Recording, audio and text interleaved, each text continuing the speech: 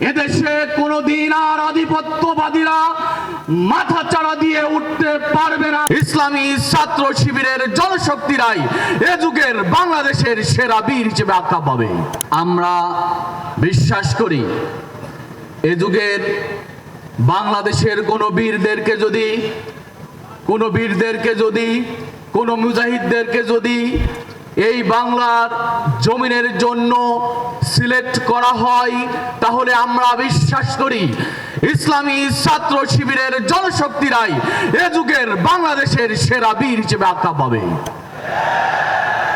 কাজেই যারা এ যুগের বীর, যারা সাহসী, যারা হাসিনার মতো ফ্যাসিস্ট খুনির পাহাড় সম জুলুমের মসনদকে তছনছ করে দেশ থেকে বিতাড়িত করতে পারে, তারা এর চাইতেও আরো কোনো ফ্যাসিবাদ যদি ভিন্ন কোনো রূপ নিয়ে বারবার এই জমিনে আসে, ইসলামী ছাত্র শিবির বারবার তাদেরকে প্রতিহত করবে, বিতাড়িত করবে ইনশাআল্লাহ।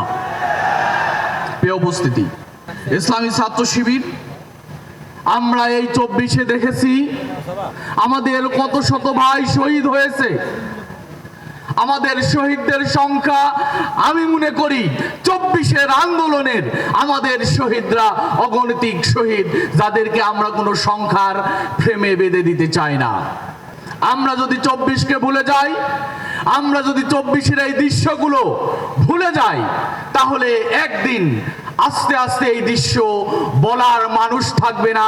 কাজে আমি বিশ্বাস করি ইসলামী ছাত্র শিবিরের যারা সদস্য, যারা 24-এর রাজপথের লড়াকু সৈনিক হিসেবে ভূমিকা রেখে হাসিনা পতনের আন্দোলনের অগ্রজ হয়েছে, নিঃসন্দেহে তারাই 24-কে ধারণ করে এদেশকে সামনে নিয়ে যাবে ইনশাআল্লাহ।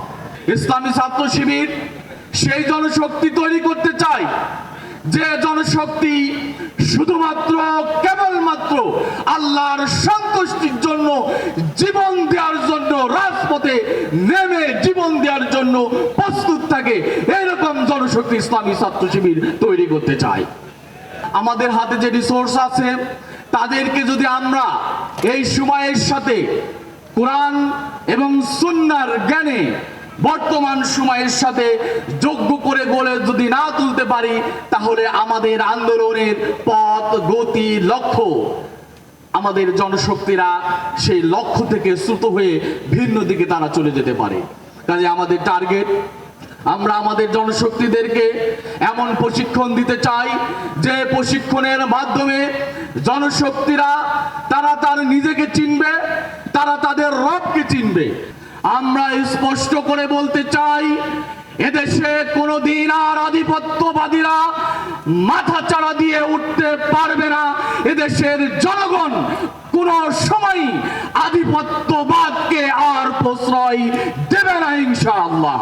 বিগত দিনে 15.5 বছর এবং যদি বলি স্বাধীনতা পরবর্তী 54 বছরেও শিক্ষা নিয়ে কোন সরকার সেই উল্লেখযোগ্য কাজ করেনি যে কাজের মাধ্যমে একটি সমৃদ্ধ নৈতিকতার মোড়কে জাতি গড়ে উঠতে পারে।